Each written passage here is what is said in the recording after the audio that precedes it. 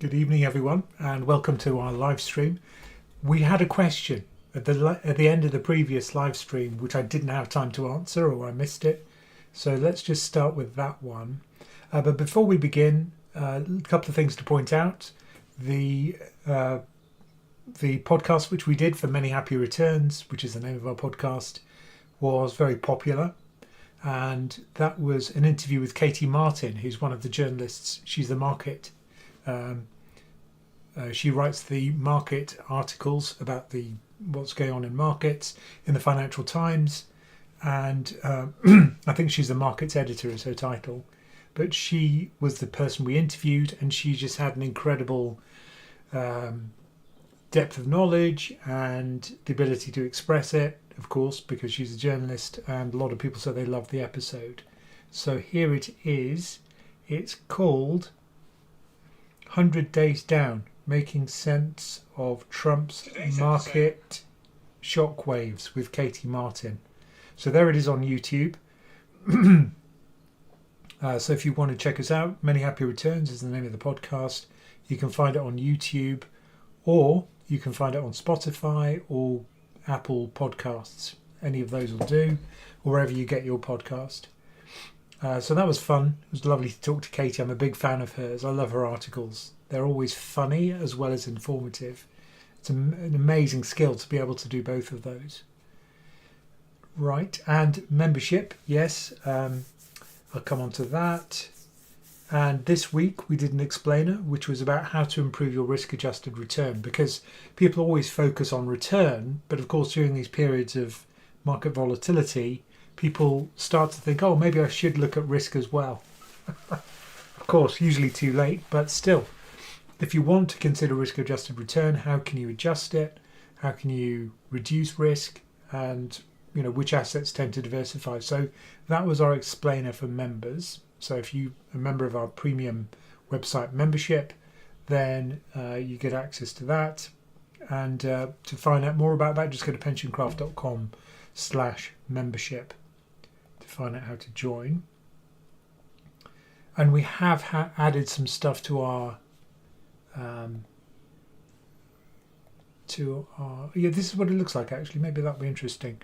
This is what our explainers look like. So there's a video, and there's also notes that go with it, so that if you're the kind of person that likes to read along, then that's possible as well. And let me just quickly show you the cheapest funds as well, because that's quite handy. So I just shot a video about hedging US stocks, and that'll be coming out soon. But if you want to find the cheapest funds for a particular category, for example, sterling hedged US funds, you can do that. This is one of the spreadsheets which is available to our premium website members, and it's got every category you could imagine. We've also recently, one of our colleagues, Hannah, has actually added lots of European stocks. So if you're based in the Eurozone, you probably feel as if you're a bit left out when it comes to content about investing, certainly in the UK, from the UK. So what we've done is we've added a whole slew of funds which are euro denominated for European investors, so that you can also find the cheapest funds. So let's say you want a single fund portfolio. So we have single funds, one fund portfolio. Here, for example, it's got all of the euro denominated life strategy funds in Europe. So there we are. That's one of the benefits of being a member. So going back to your previous question, this is from Bhavani Das Dashora, who was a super chat. Thank you, Bhavani. Is there an updated worldwide diversified ETF other than VHVG or ACWI? Are any of these actively managed? Now, that list that we just saw is not actively managed. So if it tracks the ACWI index, the All Country World Index, well, that's a passively managed fund because it tracks a passive index. It tracks an index fund. Similarly, VHVG tracks a developed market index. It's the FTSE developed market index. But you can usually tell if you look at the fact sheet, it'll say the benchmark of this fund is this, and it aims to match that index as closely as possible, usually words to that effect. So you can tell from the fact sheet whether it's active or passively managed by seeing how, also it sometimes shows the benchmark versus the fund return, and the two should match each other very closely. So that's another way to tell it's passively managed. Of course, if it is actively managed and it's underperforming its benchmark, then clearly a problem. And of course, a lot of active funds do that. But to answer your question, there are many actively, passively managed funds which are global. So let's go back to your question and let's have a look at the cheapest fund spreadsheet, just to kind of see VHVG there alongside all the others. So here you can see there are many different developed market equity funds. VHVG is one of the cheapest. The fee is 0.12% per year. That's another way you can tell it's passively managed, because it's usually cheaper. It's cheaper to run a passively managed fund than an actively managed one. And there are new ones coming along all the time. For example, there's another developed market equity one called WRDA. I think I added this in the last week. And MWAS, again, a very cheap fund from Amundi, which is passively managed. And this one probably tracks a selective index, which is not so well known, but I suspect they've got a cheaper licensing fee to copy the fund, to copy the index. So that's why it's cheaper. But those are all passively managed, and but there are many of them. So those are developed market trackers. So they exclude emerging markets. Remember, emerging markets make up about 10% of global equity. And if you wanted a truly global fund, which includes emerging markets, you wouldn't choose developed, you'd choose global equity. So global indices would include MSCI ACWI, the All Country World Index, which is EM and DM, and All Country. If it's got the word all country, you know that it's DM and EM. And if it's got All World, if it's from FTSE Russell, again, you know it's DM and EM. And if you plot the returns of these funds, you'll find that they are very, very, very similar. Very little to distinguish between them, which is why I tend to go for the cheapest one, because there's no skill in management here.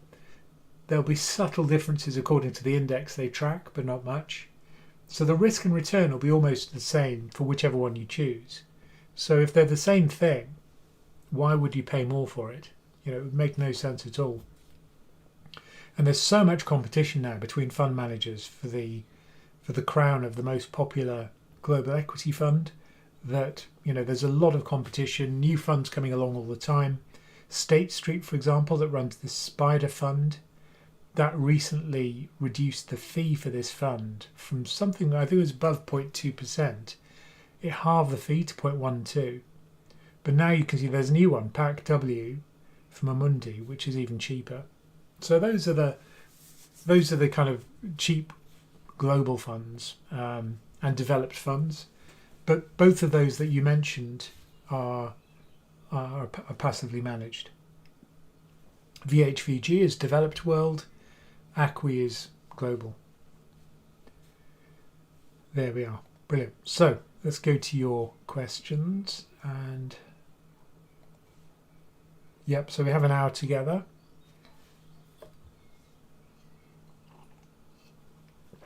I've got to say, today I went out with Ted and it was awesome. We went to the woods, and if you look at it on Blue Sky, I posted a video.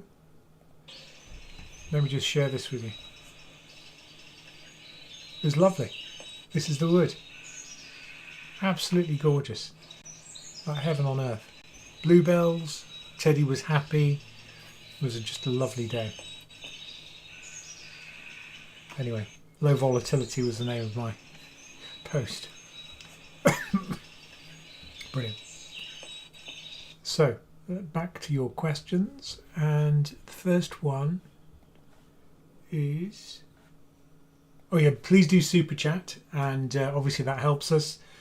And please do support us on YouTube, because we'll push your questions to the front of the queue. Paul Norton says hello from Botswana. Amazing. Keith from the USA. He says we had a powwow the other day. Keith, oh, I remember you, Keith. Yeah. Keith has got a really nice dog. So, I always like it when we have dogs during the coaching sessions. Very sweet. Glyn Jones, good evening. Mama and Harry, hello. Andy says hello.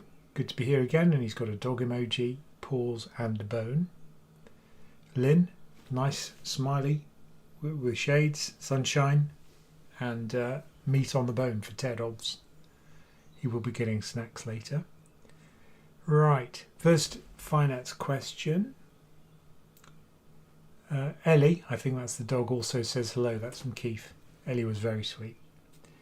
JS says, if wholly invested in a non-hedged US dollar fund like VHVG, is it worth thinking about a GBP, sterling, or hedged fund alongside this, so you can access one that suits during USD sterling fluctuations? I assume, JS, you're talking about being in drawdown. So you're already retired, you've got a choice of funds. So what you're saying is you've got two versions of US exposure, one which is currency hedged, but that is developed. So VHVG, which isn't currency hedged, and a US hedged equity fund. Yeah, I mean, it's not usually the sterling fluctuations which drive the big market moves. Usually it's the equity market which does crazy stuff. Sterling versus the dollar sometimes moves sharply, but it is very unusual.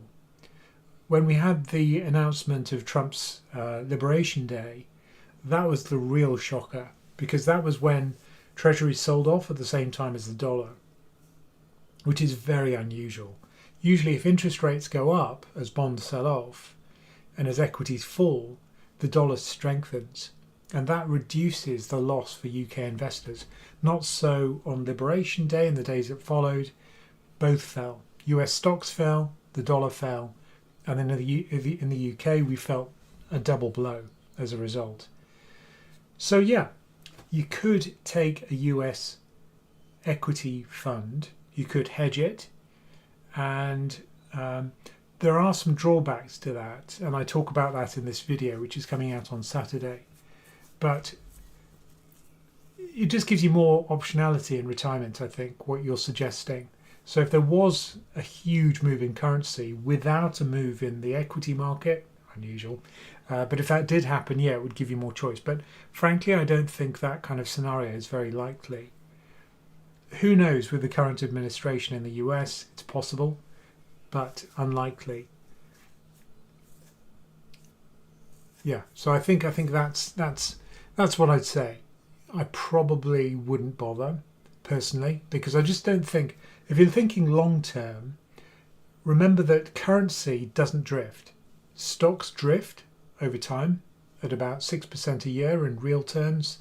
Currencies don't, because they're driven by interest rate differentials, and interest rates in the US, the UK tend to be fairly similar.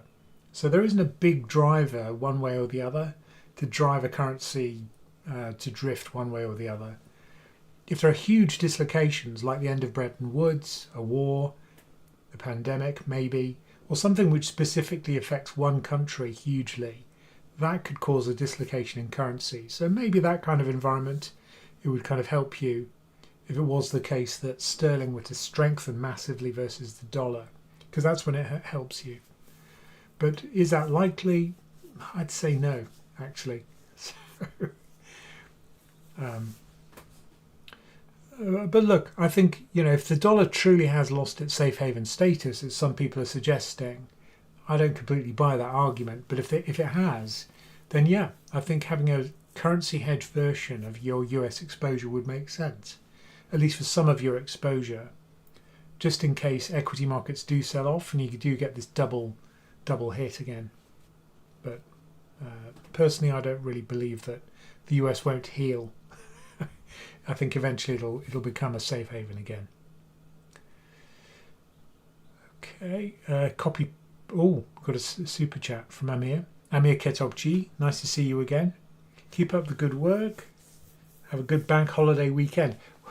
We don't usually, Laura and I, we usually work through the bank holiday. We shouldn't do. We should take time off. The thing is, our community is our prime, the goal, the kind of, how would you describe it? Our kind of employer almost is our community. So we service that community. And when are they off work? Well, it's the weekends, bank holidays. So that's prime time for us. Weekdays, although we should maybe take it easy one day a week, we don't. So it would be nice to. But thanks for the thought. That's really kind of you. Thank you, Amir.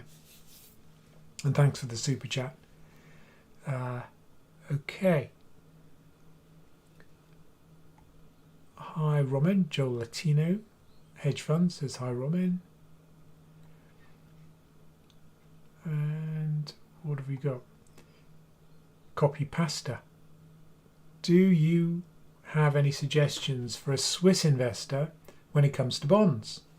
Swiss franc is very strong, and US or EU bonds perform poorly against the Swiss franc. Again, I think, the Swiss franc is a safe haven currency like the dollar used to be. So that's a problem, because if people panic, then when people panic and they're scared, if the dollar doesn't hold up, if the Swiss franc strengthens versus the dollar during these sell-offs, well, it's even worse than it is for sterling, because your currency will strengthen and the value of the US assets will fall even more. So I think it's probably worse pain that you're feeling right now when it comes to, certainly for stocks in the US or a global index fund. But what you're asking about is specifically bonds. But, the same ideas apply to government bonds in Switzerland as they do elsewhere. I mean, because it's a very safe area, a very safe country, very much seen as a safe haven, the rates of return on Swiss bonds tends to be pretty low. So let's pull up the Swiss yield curve. Just to have a quick look. I mean, I suspect it's going to be pretty low interest rates in Switzerland, but we can check. Oh, how funny! It's got Switzerland yield curve. Here we go. So this is the Swiss yield curve, and you can see that the rates are very small indeed. So at the short end of the curve, we've got at the 2-year point negative yields. When we go out to about 10 years, the yields are 0.39, and then even at the long end of the curve, 20-year point, the yields are 0.7. So effectively what you're doing here is just parking your money so that you don't make a capital loss. You're getting very little income, and so it's a pretty yield-starved country, I think it's fair to say. So, what could you do? Well, the problem is if you buy bonds in another country, you're taking the currency risk. If you currency hedge, then you pick up the interest rate differential. So again, it's not going to help you because any yield pickup you've got will be paid away. So I think that's the problem really when it comes to fixed income. If you live in Switzerland, you just don't have many choices. If the reason why you're buying the fixed income products is safety, then you'd go for cash, or you'd go for a tiny bit of duration, maybe a money market fund. But look, if you get a money market fund in Switzerland, you can earn that measly return, which is absolutely tiny, if not a negative return. So it's hardly worth it. All you'll get is safety. So the question is, what can you buy? Well, if you are willing to take the currency risk, and that's effectively what you'd be buying, you can buy unhedged bond exposure in a region with a higher interest rate, like the UK, for example. You could buy UK government bonds, and there you could earn about 4%, 3.5%, 4% at the shorter end of the curve. So if you buy a short-dated UK government bond fund, the volatility would be low in sterling, but then when you convert it to Swissies, you're going to pick up that currency volatility. So you give up the safety. So I don't think there's an easy answer for you, I'm afraid. I'd like to pretend there is, but unfortunately there isn't. All right, so back to your questions, and let's see what we've got. Next question. Oh, that's a funny one.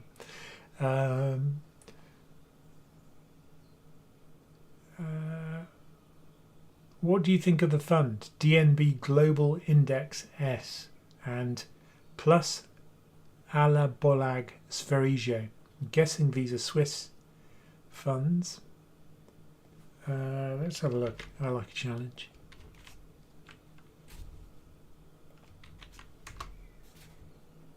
Plus, I always think it's good to kind of look at how you read a fund, just to kind of show the process. Right, so here it is. Yeah, so it's Swedish, so it's in Swedish krona. And so it's pretty chunky, 8 billion. The fee is 0.2, so it's just on the cusp of expensive as far as I gauge it. More than 0.2 is expensive, less than 0.2 is not so expensive. It's priced in sterling, interestingly. So what is this buying? So it's large investment. Market cap is large. Investment style is blend. So it's an equity fund. And it's global large cap blend equity. It's an accumulation fund. It's only been around since 2022. So the fact it's got a fair old chunk of assets under management shows that it's popular. So let's see what it gives you exposure to. So this looks very much like a global equity fund. Non-UK 97, UK 3, a lot of tech. This looks like a kind of US. No, it is a global fund. Yeah, it looks like a global index fund. It replicates the Morgan Stanley Capital International World Index. So that's a global index by the sound of it. Global equity index. Yeah. It's not a fund I'm familiar with, but if you're based in Sweden and you want a global index fund, yeah, the fee's a bit high.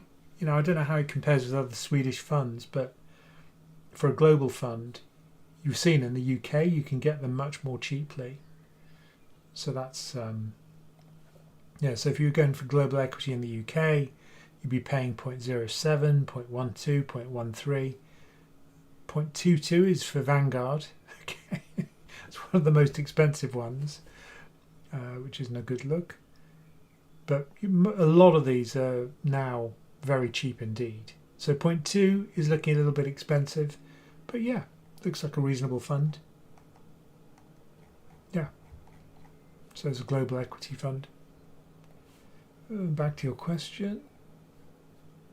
Let's see if I've got the plus Allobalag Sverige. I think that's probably enough Swedish funds. Sam Williams, would the fund size present any risk with those smaller funds? There is a risk there. It depends if you hold your money in a global investment account, a general investment account, not global, general investment account, which is not tax sheltered, and you have a big capital gain, and then the fund gets shut down, well, you'll be forced to sell the fund. It'll crystallize a capital gain without your control, and you probably wouldn't be too happy about that. So that's the drawback of a global fund, which is held outside a SIP or an ISA. So I think that's the risk. If you have got a smaller fund, it's got more chances of a higher chance of being wound down in a general investment account, you'd then have to sell it, and it would be a forced sale, and it would trigger a capital gain and a capital gains tax. That's the only drawback. If you hold it in an ISA or a SIP, all that'll happen, it'll be sold, you get the money back, and you just reinvest it, and there's no tax implication. Transaction costs nowadays are very low, so I don't think it's a big deal. So that's the only thing. It's just a pain if you have to sell the fund and replace it with something else. Other than that, I think the risk is pretty low. I wouldn't be too worried about that.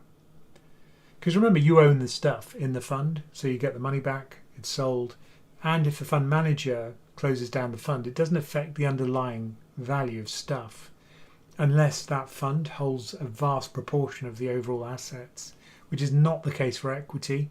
The equity market's colossally big, so an index fund, the tail will not wag the dog of the global equity market. But in small pools where you've got a fund which owns a large proportion of the assets, which is very unusual, does happen though, there it would affect the price if it gets wound down. Just be aware of that. But other than that, not a huge risk. It's just a pain. MCS, so Spider, are very big funds. Yes, they are. SPDR is what it stands for. SPDR fund. Now, if you have read Robin Wigglesworth's book about index funds, which is called Trillions, I strongly recommend it. He talks about the history of Spider. So Spider was the first, the S&P, the Spider fund, was the first ETF globally, as far as I know. I think it was the first exchange traded fund, and for a long time it was the largest, and it tracks the S&P 500. It stands for SPDR, it's pronounced Spider, but now it represents much wider family of funds other than SPY, which was the original S&P 500 tracker. But it is huge, and State Street are the company that run it, and State Street is a huge US asset manager. It's up there with Vanguard and BlackRock. Not quite as big as those, but still big.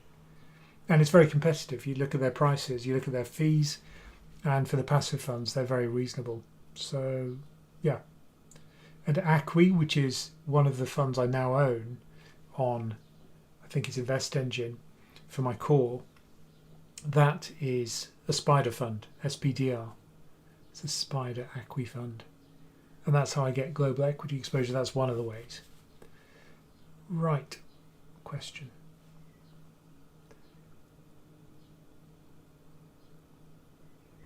Are those woods? Okay, so I showed the wood. Is that wood by any chance in northwest London? No. So we live in Holmer Green, which is just outside London, and it's northwest of London, just by High Wycombe. And that wood is one of the woods close to us, because we've got lots of nice woods around here. There's Penwood, which is just by Penn Street, which has got a very nice pub called the Squirrel. And yeah, it's just beautiful around here. Lots of bluebell woods. We've got Ash Ridge. We've got lots of beautiful bluebell woods. Almost any wood in Buckinghamshire is going to have bluebells this time of year. But it is gorgeous. I do love living here. Next question, not to do with woods, is from... Do we have any super chats first of all? Yes, we do. So Anthony Bevington, thank you very much. He says, "Hi Ramin, my workplace pension is partly invested in the L&G, Legal and General, Global Developed 4-Factor Index Fund. Global Developed 4-Factor Index Fund.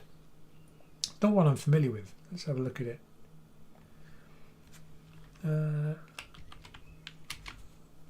So let's have a look.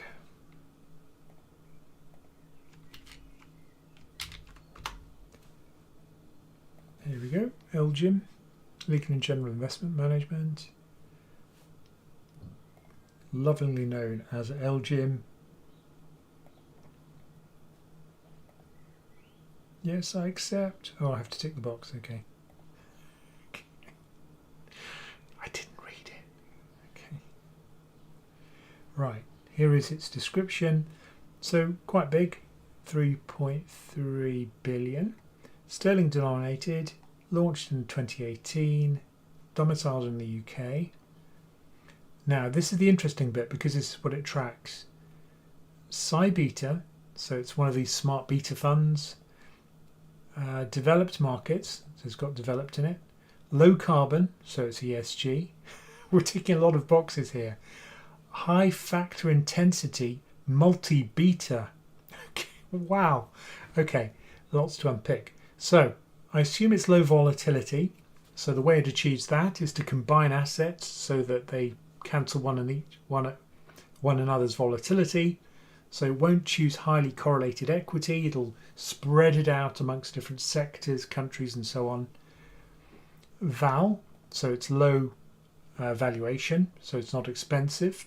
So they're boring, cheap. And momentum, which is interesting. So it's cheap, but it's on the turnaround. Hopefully it's improving and it's going to have better returns in the not too distant future. ProInv, not too sure about that. ProInv, maximum deconcentration, that's a kind of diversification thing. Low volatility, momentum, quality, okay. Yeah, so quality will be looking at the balance sheet. Is it very levered? Is it growing its profits steadily over time? Is it maybe it's got something to do with governance? Let's have a look at the fact sheet. See if we've got a clue there. But you can see how it's like a piece of detective work. I love reading these fact sheets. It's really good fun trying to work out exactly what it is. And let's see if we can figure out what the quality factor is for this thing. But if we look at the actual stocks it buys. Firstly, the country allocation, pretty standard, you know, for a developed market index. 70% US, 6% Japan, maybe a little bit less Japan than I'd have expected. UK roughly in line. The rest, nothing really stands out. And the holdings are kind of interesting, not concentrated at all. If you look at the top 10, it only makes up 8% of the overall index. Compare that with the S&P. Well, the Magnificent Seven make up a huge chunk of the overall index, about a third as far as from memory. Whereas this thing, the top 10 only make up 8%, which is good. It's diversified if you don't like risk. What's it got? T-Mobile, AT&T, Boston Scientific, Walmart, all the kind of boring stuff. Okay, boring but good. You know, that's the quality filter. But I'm just wondering if it's got the description of. I was hoping we'd have a description of quality. I can't see it. Maybe if we looked up the index, we could find the definition of quality. But anyway, that's what it gives you. Yeah, I mean, I like that one. I kind of like the combination. ESG, not so keen on it. I'm not really convinced that makes a difference to the world. Even if you believed in the principles of ESG, which I probably do, I don't think buying ESG funds makes a huge difference to the world. If you are going to do that, single stocks might be a better way to go. The primary market would probably be more of a way of convincing companies that they should do one thing rather than another. But yeah, but the rest of it I kind of like. You know, low volatility, high quality, value, and momentum, which is good. I think that value momentum combo is a good one because value is often out of favour for a long period of time, but adding momentum probably improves things. Oh, and we could look at the returns, couldn't we? That would be interesting. What index is it using? Anyway, let's pull it up. Let's look at the ISIN code. Again, the useful trick is if you use the ISIN code, it's a good way of looking up the fund. So let's look it up let's look it up on SharePad.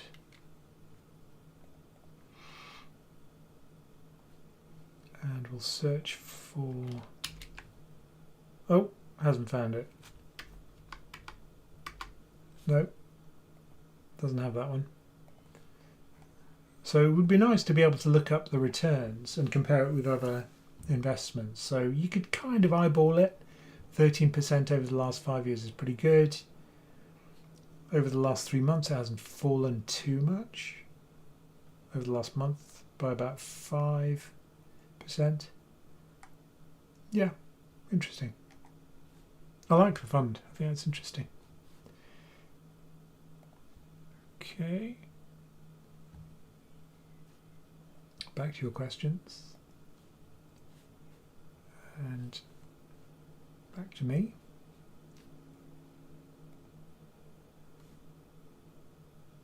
Oh yeah, okay.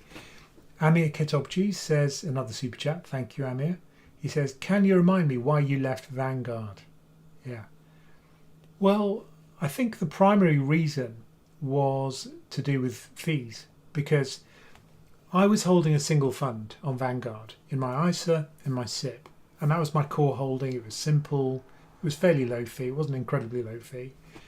But a lot of people said to me, look, exactly the same fund would cost you less on other platforms.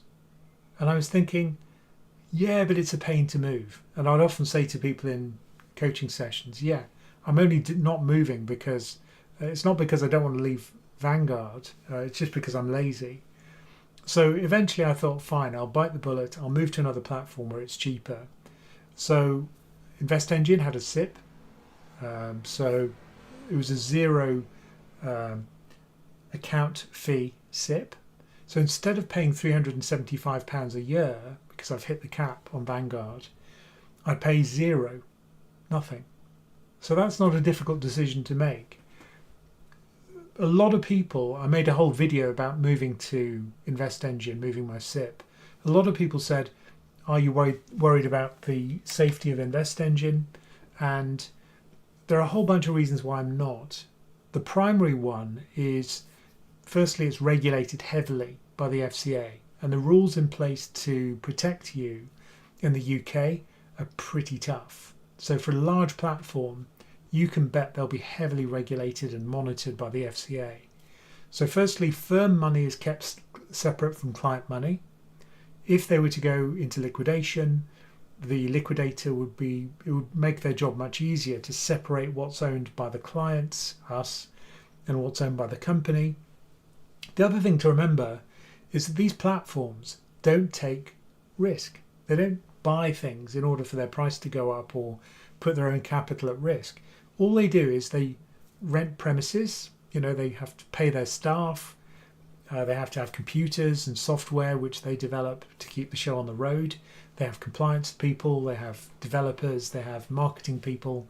But the whole team at InvestEngine is about 25 people. So if it were to go bust, when it gets wound up, if it were to happen, it's very unlikely you're going to lose money. What's most likely to happen is that you just get your money back, or they just transfer, the FCA, the liquidator, would transfer your SIP to another platform. That's the most likely outcome. The only kind of way in which I think you could make a large loss is if the liquidator discovers there's been massive negligence, or the nominee accounts where the actual investments are held, if the records for those nominee accounts have been screwed up, then that would be an issue. But remember that these new platforms like InvestEngine, Trading 212, all of that code is written from scratch. So if anything, it's going to be cleaner code, less likely to be buggy and incorrect than a platform that's been around for years. And the FCA, if anything, is getting tighter on its rules on how platforms are managed over time. So if you've been regulated or approved for becoming a platform recently, the hurdle for that is probably higher than it was 10 years ago. So that's why I think I'm not particularly worried. A lot of people in the comments of the video said, are you worried about it? And I'm not really. I am worried about market risk. That's for certain. But that's why I moved. It was cheaper. It had more functionality. So things like portfolios, which could be rebalanced very easily. That's on there as well. A wider choice of funds. So you saw that for Vanguard, the cheapest truly global equity fund they own, or that they produce, is a fee of 0.22%.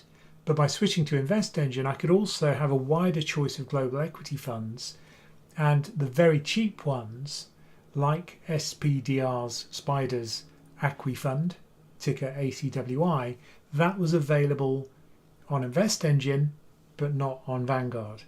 On Vanguard, I'd have to pay twice as much in fees for their global equity fund. So, a whole bunch of reasons, and that's why I moved. Also, I think, recording the process, I thought that would help people, because it's never smooth. There are always problems when you move the platform, and no platform's perfect. There are always hiccups on any platform, and I've got quibbles about every platform. I use quite a few, so I'm not really wedded to any platform. And if there was a cheaper platform with a better functionality, then it's nice to be able to move if you want to. Somebody was lying on the bluebells. I've got photographic evidence of that. Yeah, you know what you've done. Bluebell crusher. Shameless. No more treats, I'm afraid, Ted. I read the instructions on the packet and it said only 5 a day. So he's overdosed today. So he's now on the biltong. There we go.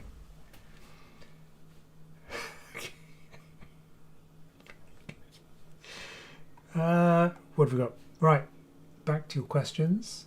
How are we doing for time? We've got 20 minutes, loads of time. Andy, one of our supporters on YouTube, he says,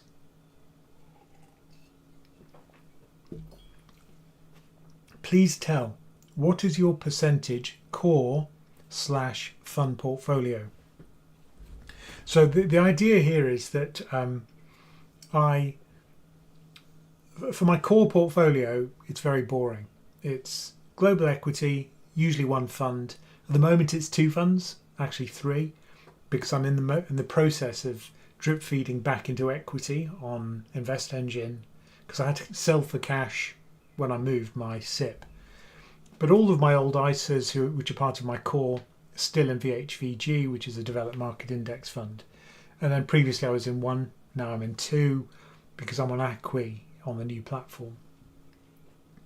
But the actual ratio of core to fund is 90%, 10%. What's the purpose of my fund portfolio? Well, my core is very boring.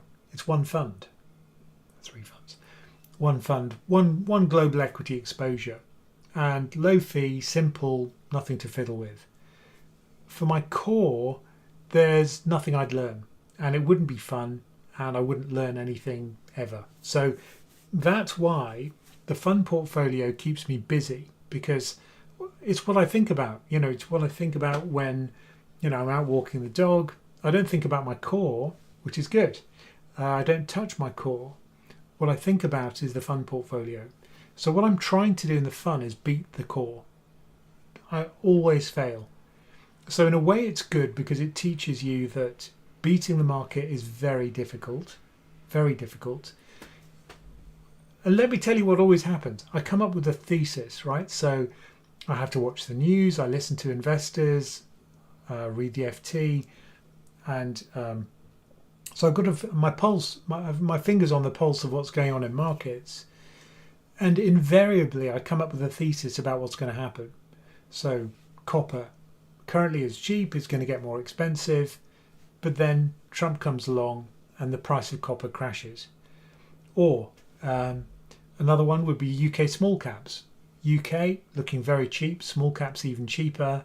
So I'll buy a high quality value momentum combination of factors in the UK. And again, risk off at the beginning of 2025 and the thing tanks. So, always there's a thesis which is quite reasonable and well argued. But when it comes to it, something always happens that it goes wrong. I'm going to stick with those themes because I think they are long term.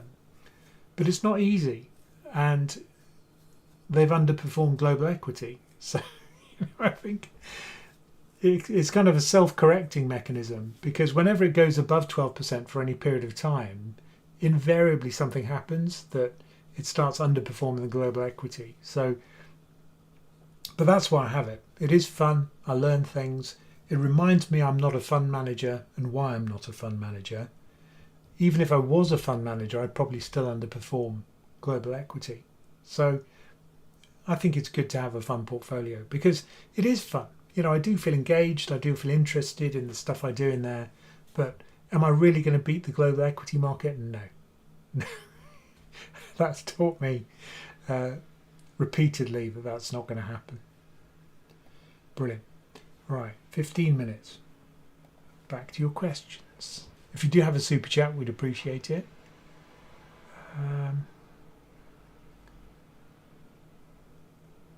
Oh, that's a good name. Stan's dad. Someone says, I've been to the Okavango Delta. Oh, that was Laura. Laura's been to the Okavango Delta. That's right. She spent quite a lot of time in Africa, South Africa and countries around there. Don't forget and like to subscribe. Yes, I'm supposed to say that. Thank you, Keith Polnick. He reminded me. Darren Marshall says, good to see you, Ramin. Likewise. What else have we got? How do I de-dollar my investments? Well, again, this is the video I'm going to be talking about. I don't know when this one's coming out. Probably next Saturday is when it's going to be published. Actually, I can tell you now. I've got my finger on the pulse here. Calendar. Yeah, so this is going to come out on, when is it? Video for us. Probably sometime next week, probably. A video about currency hedging your US equity. So that'll be interesting for you, I suspect. West Meadow. Oh, here we go. Rajaseelan Ganeswaran. I often see you on these. Thoughts on getting a leap put on SPY since Agent Orange is wrecking things. Yeah, so if you do buy a put on the S&P, I think the problem at the moment is that the volatility is still pretty high on the S&P. So however you get the exposure, if it's via a put option, even a leap put, which is like an unfunded version of SPY exposure, so the put on leap for SPY would be a bit lower than it would for SPY proper. But if you buy a put, the volatility is going to be high at the moment, so the cost of insurance, downside insurance, is going to be relatively high. VIX has come down, so the volatility index did spike recently, but let's have a look at VIX. No, here we go. So this is the VIX index. So this is the implied volatility of 30-day options on large stocks in the S&P 500, but these are deeply out of the money puts and calls. So that's how you construct it, using those out of the money call and put options. So these price in a fair old chunk of tail risk. So what are we looking at? 5 year. Let's look at the 5 year. So this is the recent peak, right? So it went up to what, 80 for briefly, I think, intraday. It says 52 here, but if you look at the intraday value of the VIX, I think it went even higher. But it has come down a lot, right? So it's not as expensive as it was in April, just after Liberation Day. The shock of Liberation Day has kind of ebbed, as all shocks do. So certainly the cost of the options won't be as expensive as it was, but you can see we're nowhere near the lows here when we were pre-trade war, where VIX was at around 14, 15. We're still well above that. So I just say that the puts are going to be expensive. You have to roll them, and that's going to be a cost. So it's not a kind of panacea if you do buy those put options. And usually it's not worth it, right? Why not just buy the S&P? Because it's still rising. It will rise eventually. I'd say your money would be better spent unless you need the money in the near future, in which case you'd probably de-risk it anyway, some of it. I'd say you'd be better off just buying some S&P. It's quite boring, but I think that's probably true. The valuation obviously at the moment isn't great. It's getting expensive again. It's beyond the 5-year average multiple. So let's have a quick look at the S&P valuation. Trackers. So let's pull up the US stock valuation today. Actually, yesterday's close. Of course, there was a big rally again today. How much did it go up? Yeah, so we're not far off our peaks now. It's been a pretty strong rally over the last 5 days. S&P up about 3, Nasdaq up about 4. And if we look at the valuations, yeah, so we're currently, as of yesterday's close, we were above the 5-year average again. So what was an incredibly expensive market is now just a slightly less expensive market. So, it's not cheap by any means. It got down to the 10-year average multiple for a while, but it's now gone way up again. So not cheap by any means, but cheaper than it was. So, yeah, I think you might be better off just buying some of that. Personally, I think.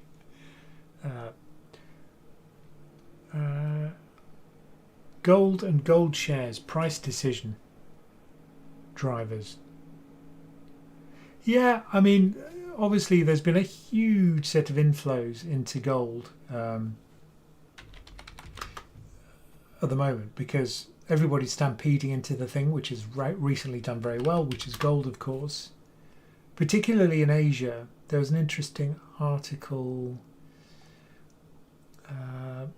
about Chinese investors. Of course, initially it was driven by fear over the tariffs. But then, yeah, here we go.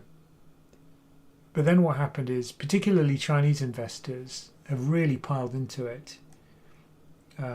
So you can see here, Chinese investors pile into gold funds at record pace. Country accounts for more than half of global bullion ETF flows over the past 4 weeks. So if you're in China, look, your house price is tanking or just not doing very well. Your equity market is okay, but not on fire. And you're probably worried about downside due to the tariffs. So, gold, you can buy that in China through an ETF and its price is surging. So you can kind of see why they're surging into it. But look at these flows. For 1, 2, 3, 4, 5 months, the flows into Chinese ETFs for gold have just been absolutely huge. So the y-axis here is about 20 tons, over 20 tons in the last month. So that's pretty amazing. Yeah, but anyway, I think people are obviously going to surge into gold when it's looking like it's rallying. We also have a kind of fundamental model for gold, which isn't something you could trade on, but it does tell you roughly what the fair value of gold would be based on its drivers, 3 of its drivers. And the World Gold Council also has a model for this, which is better than ours, but have a look at this. So this tells you, based on the level of inflation, based on real interest rates in the United States, because when real interest rates are high, that's bad for gold, and based on the value of the dollar, because remember what's happened recently is the dollar's weakened, which has pushed up the fundamental value of gold. Based on those factors, the model predicts that the price of gold should be around $2,700 an ounce. It's actually $3,300, so about 22% above the fundamental price. Compare that with silver, and that's roughly in line with its fundamental model. I mean, I wouldn't trade on this, but it just looks very expensive to me. And at the moment, everyone's piling into it. But the minute that momentum reverses, it's very likely that you get a big correction. And it'll probably overshoot. Remember, for a long time, gold was actually trading below its fundamental price. A lot of people said that was because Bitcoin had kind of stolen its place as a safe haven. I think that was nonsense. I suspect there are other factors at play. But certainly at the moment, it's trading way above that. So would I be piling into gold right now? No. No, I wouldn't.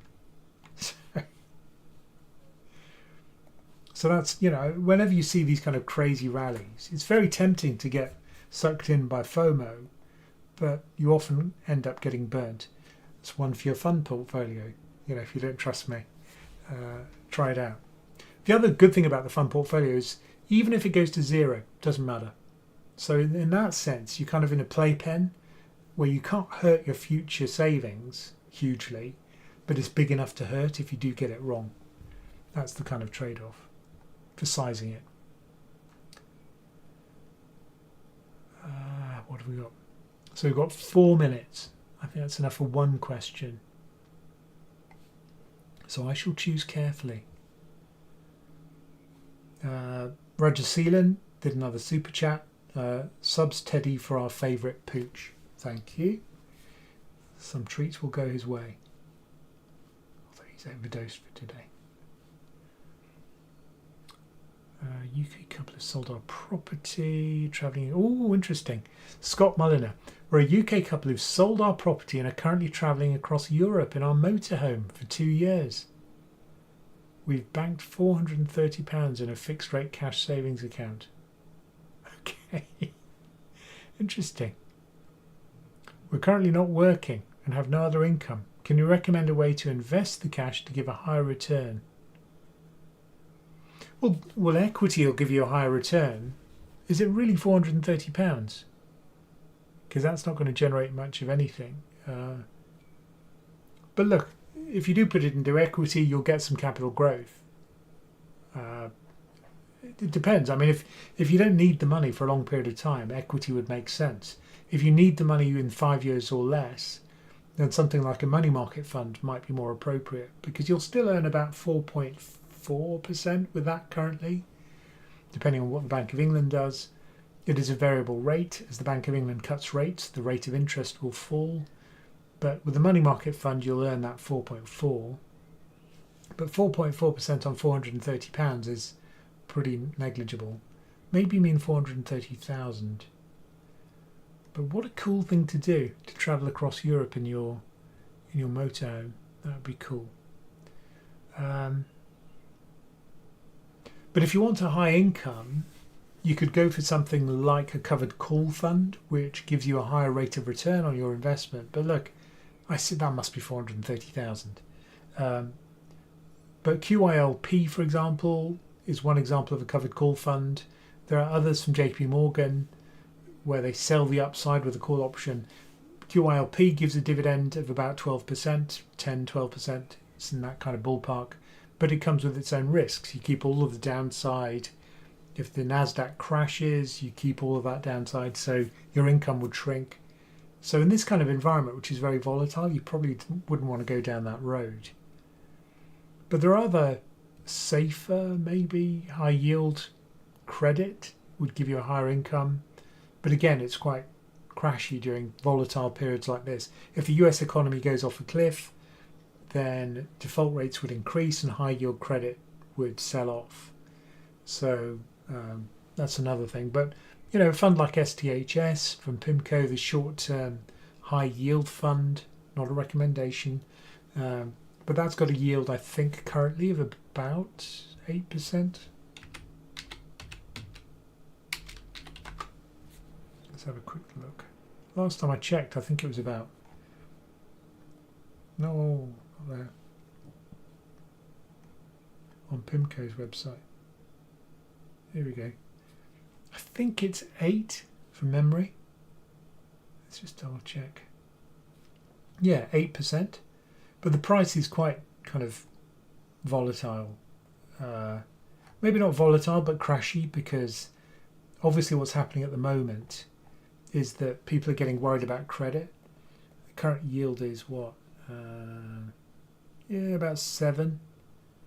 The thing is, when there's a crisis, this real yield really picks up. So you can see here it goes to 7.1. In the beginning of 2020, the end of 2022, it got to about 7. Currently, it's about 6.9, about 7. Yeah, so that's not too bad.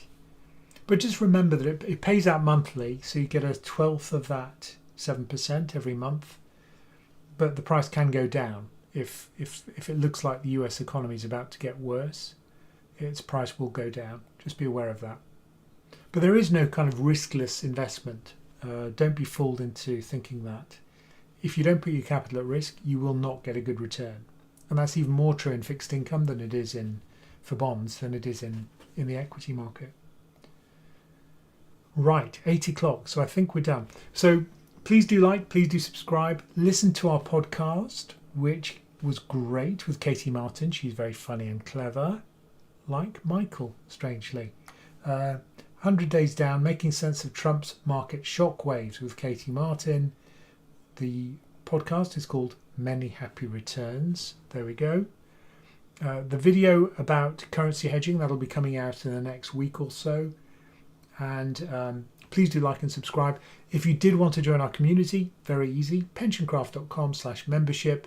You get access to all those cool trackers, the cheapest funds sheet, the chat application so you can ask questions at any time of day or night. I might not answer at night, but I'll look at it the next day. And the community are great for coming up with answers. So please do join us. I'd love to welcome you to the community if you're not already a member. And have a great week. I think we'll be joining you again next week when we've got the Fed. So that's on Thursday, I think. Anyway, thank you all for joining us, and we'll speak again soon.